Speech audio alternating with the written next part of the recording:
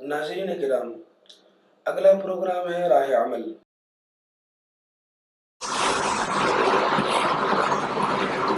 سبحان اللہ، صلاۃ والسلام بھیجو نبی امی صلی اللہ علیہ وآلہ وسلم پر، جنہوں نے پہلے لوگوں سے یہ کہہ دیا تھا کہ لوگوں گانے مت سننا، لوگوں گانے مت سننا۔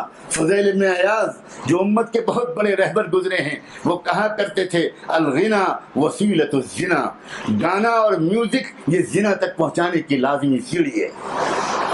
کیا کہہ رہا ہے وہ امریکن رائٹر؟ وہ کہہ رہا ہے کہ یہ میوزک انسان کی سیکسول ڈیزائر کو ابھارتی ہے۔ انسان کی عجیب و غریب بات ہے، سائنس تو یہاں تک بتا رہی ہے، آپ میں سے جو لوگ میڈیکل اسٹوڈنٹ ہوں گے یا آگے چل کر میڈیکل سائنس پڑھیں گے وہ اس بات کو پڑھیں گے کہ انسان کے فور ہیڈ میں جو لمبک سینٹر ہوتا ہے، وہی سینٹر دراصل تین چیزوں کا، وہاں پر تین چیزیں اثر کرتی ہیں۔ سیکسول ڈیزائرز بھی وہیں سے ابھرتے ہیں، اور انسان کی لانگ رن کی جو میموری ہے وہ وہیں پر اسٹور ہوتی ہے، اور وہیں پر الکوہل بھی اور ڈرگس بھی وہیں پر اثر کرتے ہیں، اور میوزک بھی وہیں پر اثر کرتی ہے۔ میوزک وہیں پر جا کر ڈیزائرز کو ابھارتی ہے۔ اب ظاہر ہے جب میوزک اور الکوہل اور ڈرگس ان طرح کی چیزیں اسی ایک ریجن کو ابھاریں گی اور اس کو زیادہ اس کے اندر اسٹیمولیٹ کر دیں گی، تو آپ خود سمجھ سکتے ہو کہ اس کے بعد اس کے میموری پر کتنا برا اثر پڑے گا، اور اس کا پھر کنسنٹریشن پر کتنا برا اثر پڑے گا، اور اس کی وجہ سے کسی بھی پازیٹیو مشن کے لیے، کسی بھی بڑے مقصد کے لیے یہ نوجوان کبھی بھی سوچ بھی نہیں سکتا۔ اس کی سوچ ہمیشہ گندی رہے گی، اس کے خیالات گندے رہیں گے، اس کے خواب گندے رہیں گے، اس کی تلاش گندی رہے گی۔ یہ بس ایک جنسی فاتح بننا چاہے گا، آج میں نے اس کو فتح کر لیا، آج میں نے اس لڑکی کو فتح کر لیا، آج میں نے اس لڑکی کو ون کر لیا، آج میں نے اس کو ایس ایم ایس بھیج دیا، آج میں نے اس سے شیک ہینڈ کر لیا، آج میں نے اس کو مس کال دے دیا، آج میں نے اس سے بات کر لی، آج میں نے اس کو فرینڈشپ پہ یقین دلا دیا۔ یہی جذبات جن نوجوانوں کے دلوں میں رہیں گے، اپنے کلیجے پر ہاتھ رکھ کر بتاؤ تم یہ ایسے نوجوان کیا سوسائٹی میں کوئی چینج لا سکتے ہیں؟ کیا سوسائٹی میں کوئی تبدیلی لا سکتے ہیں؟ محمد مصطفیٰ صلی اللہ علیہ وسلم کو ایسی امت تیار کرنی تھی، ایک ایسی امت تیار کرنی تھی جو دنیا کو بدل دے، ایسی امت تیار کرنی تھی جو پوری دنیا کو ایک پاکیزہ تہذیب سکھا دے، ایسی امت تیار کرنی تھی جو دنیا کے اندر ایک چینج لائے۔ اسی لیے انہوں نے وہ تمام گندگی کے ریسورسز کو پلگ کر دیا، بند کر دیا، کلوز کر دیا، اور سب سے پہلے قرآن مجید کی آیت بھی اشارہ کرتی ہے، اور اللہ کے رسول صلی اللہ علیہ وسلم کے ارشادات بھی اشارہ کرتے ہیں، سب سے پہلے اپنے کانوں کی حفاظت کرو۔ کیا آج اس مسجد میں بیٹھ کر یہ پیارے نوجوان اللہ سے وعدہ کرنے کو تیار ہیں کہ آج کے بعد سے ہم اپنے کانوں سے کوئی غلط چیز نہیں سنیں گے؟ اپنے کانوں کی حفاظت کرو، ان کانوں میں نعتوں کے ذریعے محبت رسول کے گیت کے نغمے اندر پہنچاؤ، ان کانوں سے قرآن سنو، ان کانوں سے حدیث سنو، ان کانوں سے دنیا کی تقدیر کو بدل ڈالنے والے لیڈرز جو عظیم رہنما تھے، امام بخاری، امام ابو حنیفہ، امام شافعی، امام مالک، امام احمد بن حنبل، حسن بصری، ابو الحسن اشعری، امام غزالی، ابن تیمیہ، ان علماء کے اقوال سنو۔ کوئی وقت نکالو، اپنے علماء کے پاس جاؤ، ان علماء سے کہو کہ آج ہم آپ کے پاس اس لیے آئے ہیں کہ قرآن کی ایک آیت ہم کو سنا دیجئے، ہمارے کانوں کے ذریعے قرآن کی ایک آیت ہمارے دل تک پہنچا دیجئے۔ وجد میں آ جاؤ قرآن سن کر، شوق سے قرآن سنو۔ جس امت کے پاس قرآن جیسا نغمہ ہو اس کو میوزک کی ضرورت ہے؟ اللہ اکبر، عجیب و غریب بات ہے۔ جس امت کے پاس قرآن جیسا نغمہ ہو، جس امت کے پاس قرآن جیسی موسیقی ہو، جس امت کے پاس قرآن جیسے تھرل جذبات کو ایک عجیب و غریب قسم کا سرور بخشنے والا اللہ کا کلام ہو، اس امت کو گندی شاعری کی ضرورت ہے؟ اس امت کو اس میوزک کے انسٹرومنٹس کی ضرورت ہے؟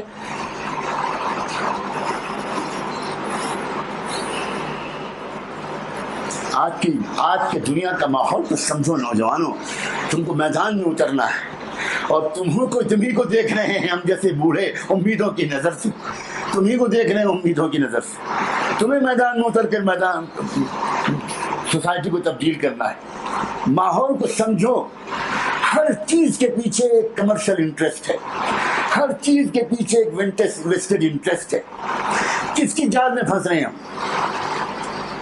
آپ ہوٹلوں میں جاتے ہیں، آپ ریسٹورنٹس میں جاتے ہیں، آپ دیکھتے ہیں ایک بیک گراؤنڈ میوزک وہاں بج رہی ہوتی ہے، وہ بیک گراؤنڈ میوزک کیوں بج رہی ہوتی ہے؟ آپ کے دل کو سکون پہنچانے کے لیے یا آپ کی جیب کاٹنے کے لیے؟ سنیے، R.E. ملینم یہ ایک ریسرچ اسکالر ہے، اس نے 20-25 سال تک اس موضوع پر ریسرچ کیا ہے کہ جو بیک گراؤنڈ میوزک ہوتی ہے اس کے ایفیکٹس کیا کیا پڑتے ہیں. اس نے ہنڈریڈس آف پیجز لکھے ہیں کیا کیا اثر پڑتے ہیں بیک گراؤنڈ میوزک کے. اس نے لکھا کہ the tempo of background music in a restaurant affects the customers in the restaurant with respect to the duration of their meals. Back ground music ان لوگوں کو اس پر مجبور کرتی ہے کہ وہ دیر تک بیٹھے رہیں اور کھانا آرڈر کرتے رہیں اور کھانا کھائیں اور کھانا کھائیں اور کھانا کھائیں. And the amount of money they spend, اور زیادہ پیسہ ان کی جیب سے نکلے. تو بیک گراؤنڈ میوزک آپ کے دل کو سکون پہنچانے کے لیے نہیں بجائی جاتی، بیک گراؤنڈ میوزک آپ کی جیب کاٹنے کے لیے بجائی جاتی ہے، آپ کو محتاج اور مفلس بنانے کے لیے جاتی ہے. شاپنگ مالس میں آپ جاتے ہیں، وہاں میوزک بجتی ہے، وہ عام میوزک نہیں ہوتی. صرف اس میوزک کو ڈیزائن کرانے کے لیے ان شاپنگ مالس والے یا اس کمپنی والے جو اس میوزک کو دنیا کے اندر بھیجتے ہیں اور بیچتے ہیں، سیل کرتے ہیں، صرف وہ ڈیزائن کرانے کے لیے 100 and 200 million ڈالرز پے کرتے ہیں وہ راک سنگرز کو اور پاپ سنگرز کو، صرف وہ والی میوزک ڈیزائن کرنے کے لیے شاپنگ مال میں بجایا جاتا ہے. اور وہ جو شاپنگ مال میں جو میوزک ہوتی ہے، اس میوزک کا اثر یہ ہوتا ہے get it get it get it get it. اس کے بیک گراؤنڈ میں ہوتا ہے ایک بسملینل امپیکٹ پڑتا ہے دماغ پر. عجیب و غریب قسم کی طرح کا ریسرچ ہو رہے ہیں. یہ جو عام ہم لوگ گانے سنتے ہیں، چاہے وہ ٹی وی پر سنتے ہوں، چاہے وہ ریڈیو پر سنتے ہوں، سی ڈیز اور آڈیو کیسٹس میں سنتے ہوں، ہیڈ فونس لگا کر سنتے ہوں، یہ سمپل سا گانا نہیں ہوتا، بلکہ اس گانے کے پیچھے بیک گراؤنڈ کے طور پر کچھ چیزوں کو بہت فاسٹ موونگ اسپیڈ کے ساتھ اس کے اندر انجیکٹ کر دیا جاتا ہے، اور وہ جو سب کانشیس میں جاتا ہے. یہ سائنسدانوں کا متفقہ فیصلہ ہے. آپ سب نوجوان، پڑھے لکھے نوجوان ہو، ایک ہے ہمارے دماغ کا کانشیس حصہ، ایک ہے سب کانشیس حصہ. کانشیس حصہ جو ہوتا ہے وہ ڈسٹنگوش کرتا ہے what is right and what is wrong. جو کانشیس حصہ ہے، قدرت نے اس کو یہ کام سپرد کیا ہے کہ جو بھی آپ پڑھو، جو بھی آپ سنو، جو بھی آپ دیکھو، وہ کانشیس حصہ اس کے بارے میں خود فیصلہ کرتا ہے کہ یہ صحیح ہے کہ غلط. لیکن سب کانشیس حصہ جو ہے اس کے اندر رائٹ اور رانگ میں ڈسٹنگوش کرنے کی کوئی ایبلٹی نہیں ہے. وہ صرف اسٹور کرتا ہے، اور اسٹور کر کے اس کا امپیکٹ دل میں پہنچتا ہے، کیریکٹر میں پہنچتا ہے. وہ کانشیس لیول تک واپس نہیں آتا، تاکہ کانشیس لیول اس کو کسی طرح اگر کہیں وہ اس پر ڈسٹنگوش کر سکے گا، سوچ سکے گا، تو ہو سکتا ہے کہ ریجیکٹ کر دے اس کو جس کو وہ غلط سمجھتا. لوگوں نے یہ دیکھا کہ میوزک جو سمپل میوزک ہے وہ کانشیس لیول تک جا رہی ہے، اور اس کی وجہ سے بہت سے لوگ اس سے اتنا زیادہ اثر نہیں لے رہے جتنا زیادہ اثر ان کو لینا چاہیے. تو باقاعدہ نوجوانوں سمجھو کہ ہم دجالی فتنے کے دور میں رہ رہے ہیں، اور دنیا کے دجالی دماغ راؤنڈ دا کلاک اس پر کام کر رہے ہیں. کس طرح دنیا کے عام نوجوانوں کو بے خبر بنایا جائے، دنیا کے عام نوجوانوں کو فضول خرچ بنایا جائے، دنیا کے عام نوجوانوں کو وائلنٹ بنایا جائے، دنیا کے عام نوجوانوں کو ایگریسو اور ایروگنٹ بنایا جائے. وہ اپنے ماں باپ سے بدتمیزی کریں، وہ اپنے ماں باپ پر ہاتھ اٹھا دیں، ایون اپنے ماں باپ کو کل کر دیں. چنانچہ انڈسٹری آگے بڑھی. 1957 میں پہلی مرتبہ تجربہ کیا گیا. کب؟ Way back in 1957. کتنی پرانی بات ہے وہ، اور آج وہ کہاں تک پہنچ گئی ہے. سب سے پہلے بیک گراؤنڈ میں کسی گانے کے اندر بالکل جس میں کوئی ورڈ سنائی نہیں پڑتے، بہت فاسٹ موونگ ایک میسج جاتا ہے، وہ اس میوزک کے پیچھے جاتا ہے. لیکن وہ میوزک کے پیچھے جو میسج جاتا ہے وہ سب کانشیس میں اثر کرتا ہے، کانشیس میں اثر نہیں کرتا. کانشیس میں تو آدمی صرف وہ گیت اور گانے کے الفاظ سن کر ناچتا اور تھرل کرتا ہے، موو کرتا ہے. لیکن سب کانشیس میں کوئی میسج اندر ڈالا جاتا ہے، اور پھر اس پر ایکسپیریمنٹ کیے گئے ہیں. میں بہت سے ریکارڈز میرے پاس اللہ کے شکر محفوظ ہیں، میں سب کچھ سنا کر بوجھل نہیں کرنا چاہتا. بہت سے ریکارڈز محفوظ ہیں. واشنگٹن میں، ہیوسٹن میں، کینیڈا میں کتنی عدالتوں میں مقدمات چلے، کیسز چلے، اور جب پتہ چلا کہ فلاں نے کل کیا کسی کو، فلاں نے اپنی ماں کو مارا، فلاں نے اپنے باپ کو مارا، فلاں نے خود اپنے آپ کو سوسائڈ کیا، تو پھر کیوں سوسائڈ کیا؟ کیا ریزن تھی اس کے پیچھے کیا ریزن تھا؟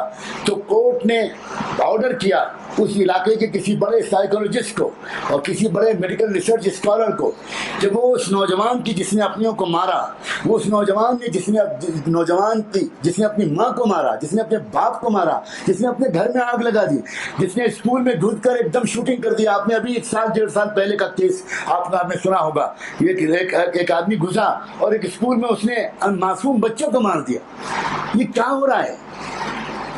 یہ ہو کیوں رہا ہے؟ یہ ہو رہا ہے میوزک کی وجہ سے. اس میوزک میں باقاعدہ اس میوزک میں تجربے کیے جا رہے ہیں. kill him, kill her, kill your mom, kill your dad, kill your mom, kill your dad. اب وہ ہزاروں مرتبہ سب conscious kill your mom and kill your dad سنتا ہے. وہ ناچ رہا ہے اور وہ تھرل کر رہا ہے، موو کر رہا ہے اس میوزک کو سن کر، لیکن اس کے پیچھے سب کانشیس میں kill your mom, kill your dad, kill your mom, kill your dad. Try it, why don't try it? Try it, shoot. نکلا، باقاعدہ ریسرچ کیا گیا، برین کی مشینیں لگائی گئی اس انسان کے دماغ پر جس کو پکڑا گیا تھا، جس نے مارا تھا. مشینیں لگائی گئی، میپ کیا گیا برین کے میپ کو، تو برین کے میپ کے اندر پرنٹڈ میٹر نکلا. شوٹ کل. جب اس کے بعد اس نوجوان کو علاج کرا کر زندہ کیا گیا، ہوش میں لایا گیا، اور اس کے بعد اس سے پوچھا گیا کہ یہ تمہارے برین میں کل کہاں سے آ رہا تھا؟ یہ بل تمہارے برین میں شوٹ کہاں سے آ رہا تھا؟ تو اس نے کہا I don't know، مجھے نہیں پتا. اس سے پوچھا کہ تم کیا سنتے تھے؟ تو اس نے بتایا میں راک میوزک سنتا تھا، میں فلاں اسٹار کا بہت بڑا فین ہوں. اس کے کمرے میں اسی اسٹار کے فوٹو لگے ہوئے، اس کے جیکٹ میں اسی کے فوٹو لگے ہوئے، اس کے موبائل میں اسی کے فوٹو. تب پھر اس کے بعد کسی ریسرچ اکیڈمی کو کورٹ کی طرف سے دیا گیا کہ اس میوزک کا انالائسس کریں، ڈیپ سائنٹیفک انالائسس کریں، اور اس میں نکلا یہ بات کہ اس کے اندر تھا کل shoot kill your mom, kill your dad. Why don't try? Stand up and shoot. یہ سب میسیجز اس کے اندر تھے.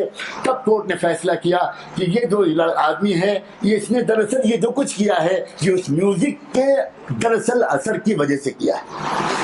اب پھر ایک مرتبہ اللہ مجھے اور آپ کو شکر کی توفیق دے. 1500 سال پہلے دنیا میں کسی سائنسدان نے یہ ریسرچ نہیں کیا تھا، لیکن قربان جائیں محمد رسول اللہ صلی اللہ علیہ وآلہ وسلم کے کہ انہوں نے پہلے سے کہہ دیا قریب مت جانا میوزک کے، قریب مت جانا موسیقی کے. میوزک قتل تک پہنچائے گی، میوزک شراب تک پہنچائے گی، اور میوزک زنا تک پہنچائے گی. سمپل چیز نہیں ہے میوزک، تباہ کر دینے والی چیز ہے، صلاحیتوں کو برباد کر دینے والی چیز ہے.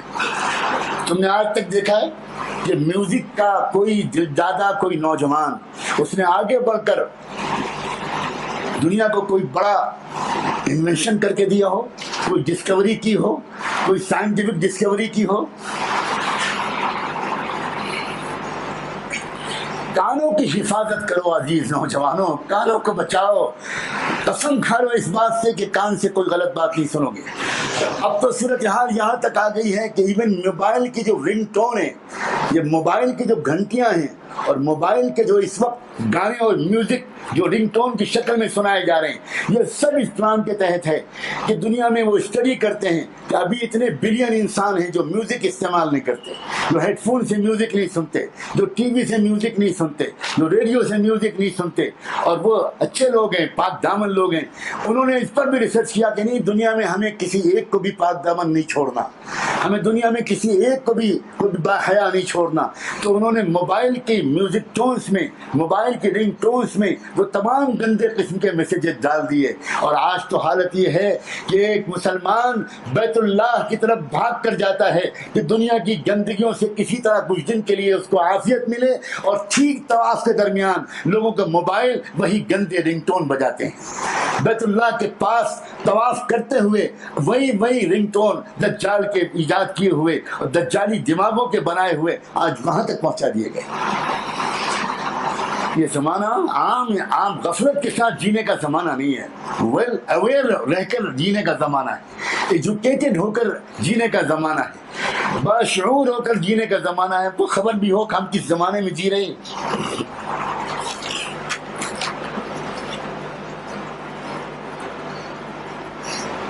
ڈیوڈ شیگل فیملی سائیکولوجی کا ایک ماہر تھا، ایک میگزین نکلتا تھا اور آج بھی نکلتا ہے، اس کا نام ہی فیملی ویکلی ہے۔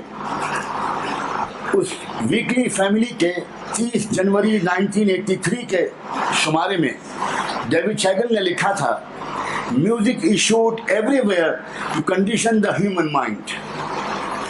Music is used everywhere to condition the human mind. Music دراصل استعمال ہی اس لیے کی جاتی ہے کہ انسانی دماغ کا ایک مخصوص سانچہ بنا دے۔ میوزک صرف تفریح کے لیے نہیں ہے، میوزک صرف انٹرٹینمنٹ کے لیے نہیں ہے، بلکہ میوزک دراصل بنائی گئی ہے اس لیے ہر جگہ استعمال کی جا رہی ہے، everywhere to condition the human mind. It can be just as powerful as a drug and much more dangerous, because nobody takes musical manipulation very seriously۔ ابھی آپ سن چکے ہیں، میوزک انسان کو قاتل بنا دیتی ہے، میوزک انسان کو خودکشی پر آمادہ کر دیتی ہے۔ مجھے کل ایک صاحب نے بتایا، مجھے اس سے پہلے یہ بات نہیں معلوم تھی، مجھے کل ایک صاحب نے بتایا کہ آپ وادی میں آئے ہیں اور آپ آتے ہیں اور آپ کو یہاں کے different classes of the society, sections of the society اور large section of the society سے بات کرنے کا موقع ملتا ہے۔ شاید آپ کو یہ بات معلوم نہیں ہے کہ کشمیر کے مسلمانوں میں خودکشی کا رواج بڑھتا چلا جا رہا ہے۔ میں اور چیزوں کے بارے میں تو یہاں کے بارے میں سنتا تھا اور دل دکھتا تھا، لیکن مجھے اس بات کی خبر نہیں تھی کہ سوسائٹ کی ٹینڈنسی بھی یہاں عام ہو رہی ہے۔ اسی وجہ سے میرا ذہن اس کی طرف گیا ہے۔ میں یقین کے ساتھ کہتا ہوں، پہلے تو اسٹریس کریٹ کیا جاتا ہے۔ میں نے کل بھی پرسوں بھی یونیورسٹی کے بیان میں کہا تھا کہ سوچ سمجھ کر کسی سوسائٹی کے اندر ایک روحانی بے چینی، ایک بے سکونی، ایک ٹینشن، ایک فرسٹریشن اور ایک اسٹریس کریٹ کیا جاتا ہے۔ پولیٹیکل حالات ایسے بنائے جاتے ہیں، اکنامک حالات ایسے بنائے جاتے ہیں، نفسیاتی حالات ایسے بنائے جاتے ہیں، اور اس کی وجہ سے، اس اسٹریس کی وجہ سے وہ انسان جب اسٹریس سے نکلنا چاہتا ہے تو کہیں نہ کہیں اس کو کوئی دوست ملتا ہے جو میوزک آفر کرتا ہے، جو ڈرگس آفر کرتا ہے، اور جو کہتا ہے کہ بھئی یہ ڈرگ لینا شروع کرو، اس کے بغیر تم کو دل کو سکون نہیں ملے گا۔ اور یہی میوزک ہو سکتا ہے کہ خودکشی کا سبب بن رہی ہو سکتا ہے کہ یہی میوزک، سبحان اللہ، یہ بندہ میوزک سنتا ہے دل کو مطمئن کرنے کے لیے، اور یہی میوزک اس کو اپنی جان لینے پر آمادہ کر دیتی ہے۔ کاش کس کو خبر ہوتی کہ تیرے بے سکون دل کا سکون 2 رکعت نماز پڑھنے میں ہے، تیرے بے سکون دل کا چین و آرام تنہائی میں اپنے اللہ کو منانے کی کوشش میں ہے۔ ایک بار ذرا ندامت کے آنسو اپنی آنکھوں سے بہا کر تو دیکھو، ایک بار شرمندگی کے آنسو اپنی آنکھوں سے بہا کر تو دیکھو، ایک بار سچی توبہ کر کے تو دیکھو، ایک بار اپنے روٹے ہوئے رب کو منا کر اس کی طرف صلح کا ہاتھ بڑھا کر تو دیکھو، اور پھر اس کے بعد اسی وقت دیکھو گے کہ تمہارے دل پر ٹھنڈی سکینت اتر رہی ہے، اسی وقت تمہارے دل کو چین و سکون مل رہا ہے۔ ایمان والے کو میوزک کی ضرورت پڑے، ایمان والے کو ڈرگس کی ضرورت پڑے سکون قلب حاصل کرنے کے لیے۔ جس طرح کا ماحول اس وقت دنیا میں ہے، جس طرح کا ماحول بنایا جا رہا ہے، اور جہاں خاص طور پر مسلم نوجوان کسی ویزیبل تعداد میں رہتے ہیں، جہاں امت مسلمہ کسی اچھی تعداد میں رہتی ہے، جو اگر سنبھل گئی تو آگے بہت بڑی تبدیلی لے آئے گی، وہاں اور زیادہ اسلام دشمن طاقتیں، وہاں اور زیادہ شیطانی اور دجالی طاقتیں دوسرے علاقوں کے مقابلے میں، وہاں اور زیادہ نوجوانوں کو داغدار کرنے اور نوجوانوں کو زندگی کے اصل رازوں کے قریب آنے سے بھی دور رکھنے کی کوشش کرتی ہوں۔ عزیز نوجوانوں،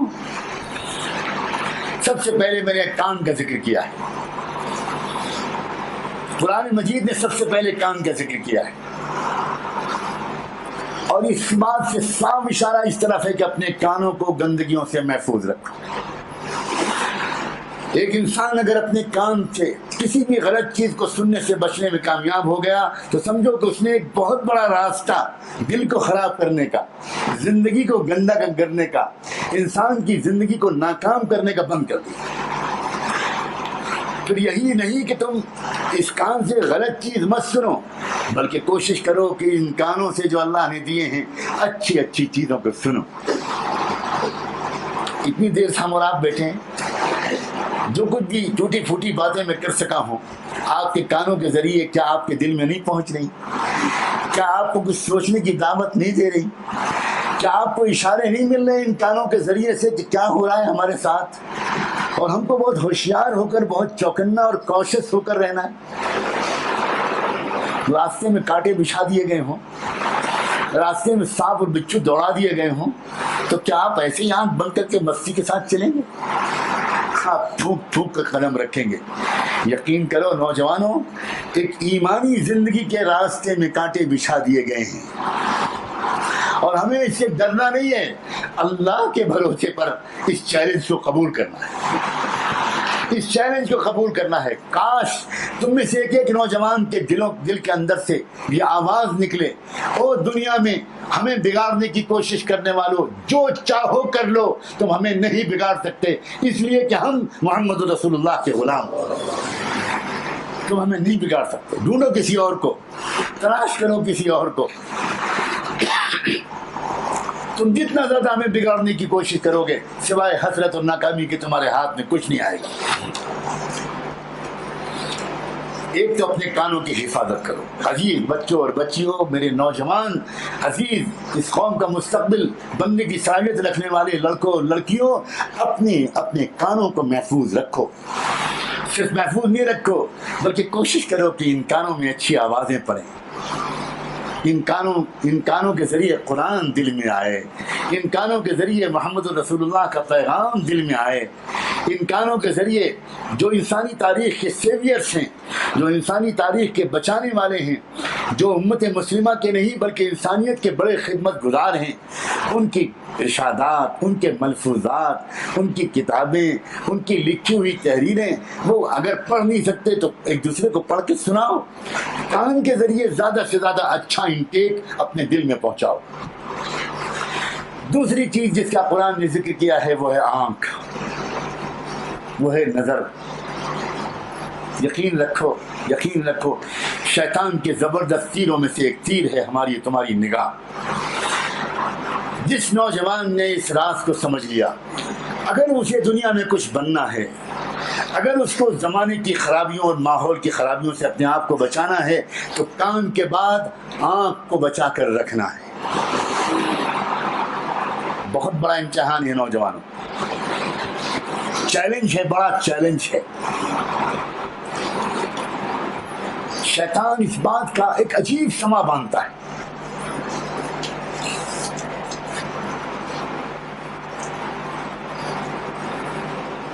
حسن کو بے نقاب کر کے باہر نکالتا ہے، لڑکیوں اور عورتوں کو باہر نکالتا ہے، تعلیم کے نام پر، ایجوکیشن کے نام پر، جاب کے نام پر، سروس کے نام پر، مارکیٹنگ کے نام پر، تفریح کے نام پر، گھومنے پھرنے کے نام پر، نہ جانے کن کن عنوانوں پر لڑکیوں اور عورتوں کو بے نقاب اور بے پردہ کر کے باہر نکالتا ہے، اور مردوں کو بے چین کرتا ہے کہ وہ دیکھیں، مردوں کو بے قرار کرتا ہے کہ وہ دیکھیں۔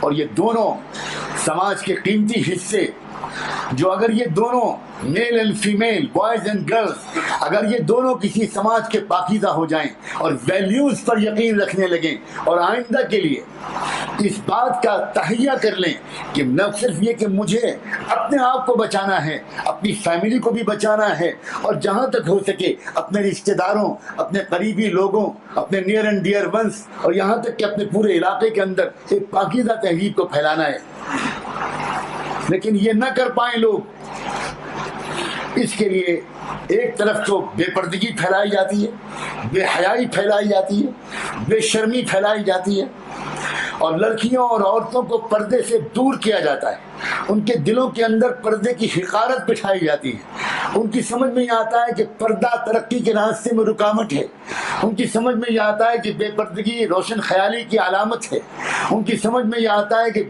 بے پردگی دراصل ماڈرنزم کی علامت ہے۔ انا للہ و انا الیہ راجعون۔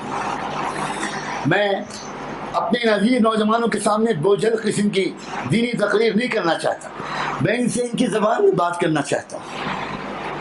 مجھے کوئی یہ بتائے، کوئی ایک نام دے دے کہ جس عورت نے، جس لڑکی نے اپنے آپ کو بے نقاب اور بے پردہ کیا ہو، جس نے اپنے حسن کو پبلکلی ڈیمانسٹریٹ کیا ہو، اور جس نے خود اپنے حسن کے ذریعے سے سماج کے کرمنلز کو انوائٹ کیا ہو، کسی ایک عورت کا ایسا نام دے دو، اس سے انسانیت کو کبھی بھی کوئی اچھا سبق ملا ہے؟ اس کی پیٹ سے جو بچے پیدا ہوئے ہیں، کیا ان بچوں نے انسانیت کو کوئی خدمت کی ہے؟ کیا اس کے گھروں کے اندر سے کوئی ایسا امام وقت کا رہبر ملا ہے، کوئی وقت مجدد ملا ہے، کوئی زمانے کی باطل طاقتوں کی کلائی موڑ دینے والا کوئی بہادر سپوت ایسی کسی ماں کے پیٹ سے پیدا ہوا ہے؟ عزیز بچیاں بھی شاید یہاں پر یہ بیان سن رہی ہیں، اللہ تمہاری عصمتوں کی حفاظت کرے، اللہ تمہاری عزتوں کی حفاظت کرے، اور اللہ تم کو یہ سمجھ دے کہ سماج میں ہزاروں لٹیرے تمہاری عزت کو لوٹ لینے کے لیے باہر پھر رہے ہیں۔ تمہارے سامنے تاریخ ہونی چاہیے، تم پوچھو اپنے استادوں اور استانیوں سے، تم یہ سوال پٹ کرو، بتاؤ کہ وہ کون سی خواتین ہیں جنہوں نے سماج کو کچھ قدریں دی ہوں اور وہ بے پردہ اور بے حیا رہی ہوں۔ ساری دنیا کی بے پردہ خواتین کو ایک پلڑے میں رکھ دو اور گستاخی معاف ام المومنین سیدہ عائشہ صدیقہ کو دوسرے پلڑے میں رکھ دو، اور مجھے بتاؤ کہ دنیا میں کسی لیڈی، کسی عورت کو کوئی نام لینے کا حق حاصل ہے ام المومنین عائشہ کے مقابلے میں؟ عقیدت کی بات نہیں کر رہا ہوں، تاریخی سچائیوں کی بات کر رہا ہوں۔ دنیا میں جتنے اچھے انسان پیدا ہوئے ہیں، وہ اچھے انسان ان ماؤں نے جنم دیے ہیں، اور ان ماؤں نے ان انسانوں کی تربیت کی ہے جن ماؤں نے اپنے بدن کا ایک ناخن بھی کسی نامحرم کو دیکھنے نہیں دیا۔ شریف عورتیں ہوا کرتی تھیں، باحیا عورتیں ہوا کرتی تھیں، ویلیوز پر یقین رکھنے والی عورتیں ہوتی تھیں۔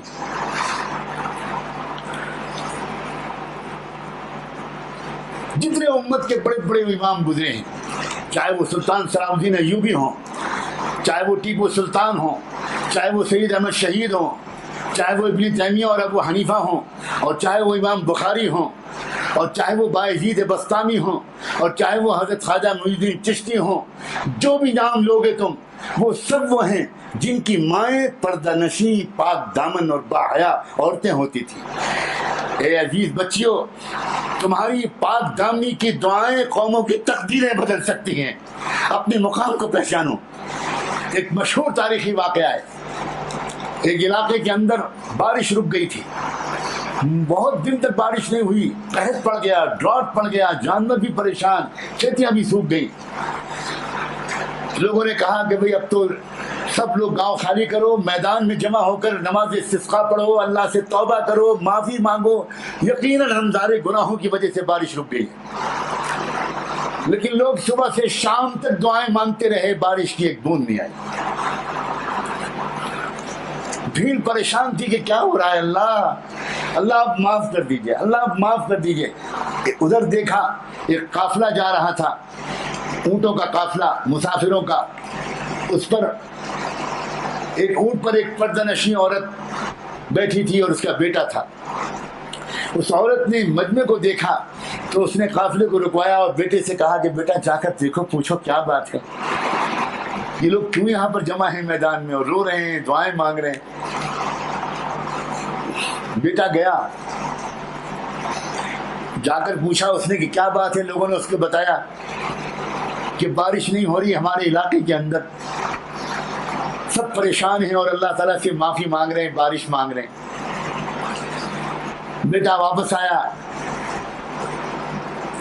اپنی ماں سے کہا، ماں بھی دعا میں لگ گئی اور بیٹا بھی دعا میں لگ گیا۔ بیٹے نے اپنی ماں کا برقع پکڑا اور ماں کا برقع پکڑ کر اللہ سے کہا کہ اللہ، اگر میری ماں پوری زندگی پاک دامن رہی ہے تو اپنی ماں کی پاک دامنی کا واسطہ دے کر آپ سے مانگتا ہوں، اس گاؤں میں برسات بھیج دیجئے، بارش بھیج دیجئے اللہ۔ ابھی اس نے دعا کر کے ہاتھ اپنے چہرے پر پھیرا بھی نہیں تھا کہ کالی گھٹا چھا گئی اور بارش، زمزم بارش برسنے لگی۔ مجمع کے اندر کھلبلی مچ گئی، قافلہ چل پڑا۔ مجمع نے کہا کہ نہیں، دوڑو دوڑو، روکو، یہ پوچھو کہ اس میں کوئی اللہ کا ولی ضرور ہے۔ آ کر پوچھا کیا ہوا، یہ کیسے ہم لوگ دن بھر روتے رہے اور بارش نہیں ہوئی؟ جب ہم بہت اصرار کیا تو بیٹی نے کہا مجھے تو کچھ نہیں معلوم، میں نے تو آپ لوگوں کی پریشانی دیکھ کر اپنی ماں کا برقع پکڑ کے اللہ تعالیٰ سے دعا مانگی تھی اور یہ کہا تھا کہ اللہ اگر میری ماں زندگی بھر پاک دامن رہی ہے تو اس کی پاک دامنی کا واسطہ دے کر دعا مانگتا ہوں، اللہ بارش بھیج دیجئے۔ اللہ نے بارش بھیج دی۔ اے بچیوں، اگر پاک دامن رہو گی تو تمہارے وسیلے سے قوموں کی قسمتیں بدلیں گی۔ اپنے مقام کو پہچانو۔ کیا ہو گیا ہماری بچیوں کو؟ کیا ہو گیا ہمارے نوجوانوں کو؟ تم دکھاتی ہو اور نوجوان لڑکے دیکھتے ہیں۔ دکھانے والے دکھانے سے توبہ کریں اور دیکھنے والے دیکھنے کی عادت چھوڑیں۔